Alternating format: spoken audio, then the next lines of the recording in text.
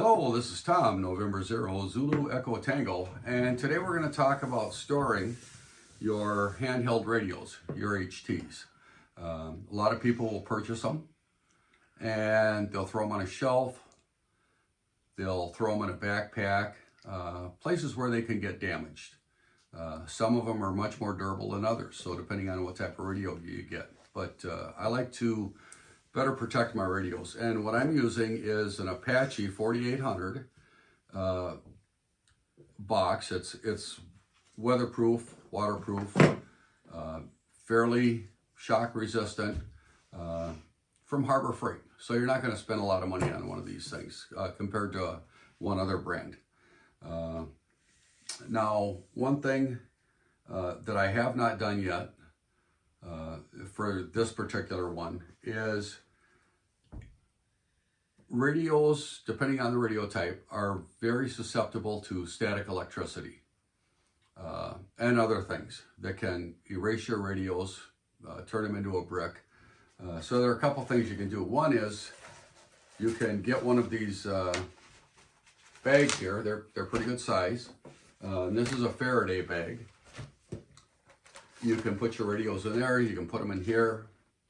Or another thing is you can get some of this copper screening, fairly inexpensive. You want to make sure it's 100% copper, and it does work quite well. You can line the box, the inside of the box for it, put your foam back in on top of the copper, and you want to make sure that it's folded over on the insides at the top, so when you close it, it's actually making contact with the top. But very good, little extra protection. So, okay, now we've got the box open, and you can see I've got it cut out for all my radios.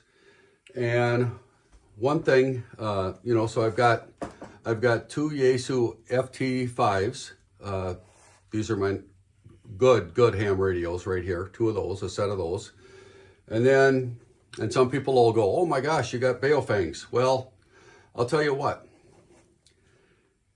They're nice because if something happens and an emergency and someone needs a radio, I'm going to give them this Baofang for $25 versus a $350 Yaesu, because I want to make sure these things stick around and last. So anyway, so I've got 6 handheld ham radios, and then I've also got, because you never know, I've got 2 Wuxon KG935 GMRS radios, which work. These are excellent little GMRS radios. And in the back here, I've just got the antennas laying for all of them. Something else that if you're going to put your radios in a case, you want everything you need for them. So I've got drop-in chargers for the different style radios. I've got my charger for the Yaesus. I've also got a programming cable for the Baofang radios and the Wuxon, same cable. And I've also got a couple of USB-C charging cables that will work on these radios and these GMRS radios. I've also got several hand mics in here. I've only got one hand mic for my Yaesus. And then some little bitty antennas. They don't work too good, but they work, if you're really close. Now I've put some extra things. Oh, and then I've got one spare battery for the Yaesus. And I've got here, not the best antenna in the world, but it works. A little bitty mag mount antenna that will screw right into the radios, which works good.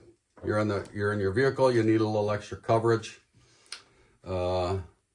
And then I also have up here, I've got some adapters that will go into both types of radios with the right connectors on them, with a PL259 connector on there, and I'll show you why I want to put these in here. Because if you look on eBay, you can find it, N9TAX, just put that in eBay for a search, N9TAX slabs. And what these are is, let me undo one here.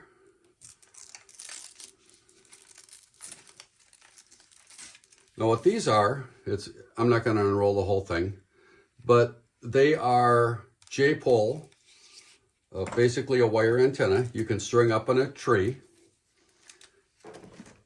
so you can get a little better distance. Well, and then I've got a section of coax, 25 feet, that's all you need. You know, get this thing up in the air and boom, you're good to go. Now, this one here is for GMRS and the MERS radios.